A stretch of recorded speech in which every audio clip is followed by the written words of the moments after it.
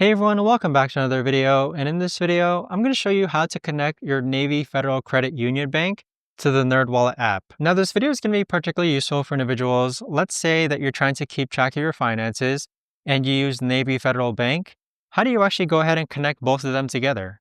Now, this video is going to be short, sweet, and simple, guys. There's not going to be a lot of steps involved. Now, in order to do this, what you're first going to do is log onto the NerdWallet app. Next, click on the three lines on the upper left-hand corner. From here, click on Financial Info, then click on Linked Financial Institutions. Next, click on Add Your First Account, and then from here, you're actually going to go ahead and accept some terms. So accept those terms, then click on Continue as Guest on the bottom hand side, and then click on Navy Federal Credit Union. So once you click on that, that's going to prompt you to actually log into your Navy Federal Credit Union account.